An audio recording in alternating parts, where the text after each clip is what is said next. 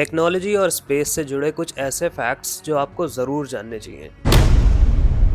क्या आप जानते हैं दुनिया भर की सैटेलाइट्स कहाँ गिराई जाती हैं? प्रशांत महासागर के बीचों बीच में सबसे वीरान जगह है पॉइंट नीमो। इस पॉइंट से सबसे नज़दीक ज़मीन 2688 किलोमीटर्स की दूरी पर है और इसके चारों तरफ इंसान इतनी दूर हैं कि पॉइंट नीमो से सबसे करीब धरती के लोग नहीं बल्कि इंटरनेशनल स्पेस स्टेशन पे बैठे लोग होंगे, क्योंकि स्पेस स्टेशन पॉइंट नीमो से 400 किलोमीटर ऊपर है। पॉइंट नीमो के आसपास आपको ज़्यादा मछलियाँ या कोई भी दूसरे जानवर नहीं मिलेंगे, क्योंकि एक रोटेटिंग करंट यहाँ मौजूद है जिसकी वजह से पानी में न्यूट्रिशंस की कमी रहती है। यही वजह है कि साइंटिस्ट एक्सपायर्ड हो गई सैटेलाइट्स को इस पॉइंट पर गिराते हैं और 2031 में जब इंटरनेशनल स्पेस स्टेशन एक्सपायर होने जाएगा तो उसे भी पॉइंट नीमो पर ही गिराया जाएगा।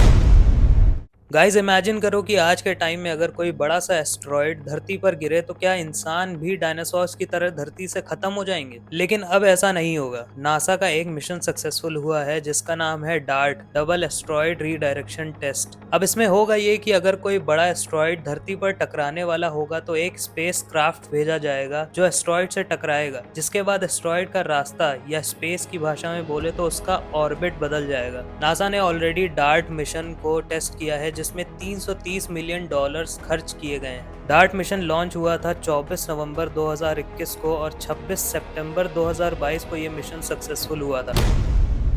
आखिर ऐसा क्या हादसा हुआ था कि किसी ने भी दोबारा इस शानदार प्लेन में बैठने की हिम्मत ही नहीं की? यह कॉनकॉर्ड एयरप्लेन जो कि सुपरसोनिक स्पीड से चलने वाला एक पैसेंजर प्लेन था। जहां नॉर्मल कमर्शियल प्लेन्स 800 से 900 किलोमीटर पर आवर की रफ्तार से चलते हैं, वहीं Concorde plane 2000 kilometre per hour से भी ज्यादा रफ्तार से उड़ता था। लेकिन 25 जुलाई 2000 को एक ऐसा दर्दनाक हादसा हुआ कि लोगों की रूह कांप गई। 25 जुलाई को एयर फ्रांस फ्लाइट 4590 उर्फ कॉनकॉर्ड पेरिस से न्यूयॉर्क जाने वाला था, लेकिन कॉनकॉर्ड से पहले continental flight DC-10 take off कर रहा था कि तभी एक मेटल का टुकड़ा फ्लाइट से टूटकर रनवे पर गिर जाता है। फिर उसके बाद 4:42 पर जब कॉनकॉर्ड टेक ऑफ करने वाला था और उसकी स्पीड 150 किलोमीटर पर आवर थी, तभी वो मेटल का टुकड़ा कॉनकॉर्ड से टकराता है जिससे एक टायर पंचर हो जाता है। इतनी स्पीड की वजह से मेटल के कुछ टुकड़े उछल कर विंग्स के नीचे फ्यूल टैंक में होल कर देते हैं। जब तक पायलट कुछ संभाल पाता, कॉनकॉर्ड एयरपोर्ट के पास ही एक होटल से टकरा जाता है और सारे पैसेंजर्स की जान चली जाती है, जिसके बाद कॉनकॉर्ड को हमेशा के लिए बंद कर दिया जाता है।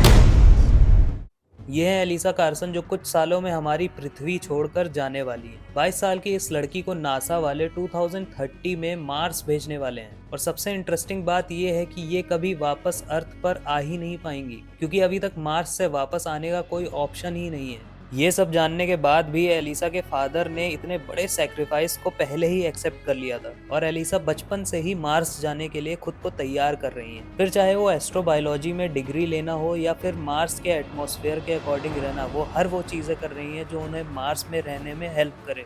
अगर ऐसा हुआ तो एलिसा कार्सन मार्स पर कदम रखने वाली वर्ल्ड की सबसे पहली पर्सन बन जाएंगी। एलिसा और उनके फादर के इस सैक्रिफाइस के लिए एक लाइक तो बनता है। ऐसी और भी इन्फॉर्मेटिव वीडियोस के लिए प्लीज़ मेरे चैनल को सब्सक्राइब कर दीजिए।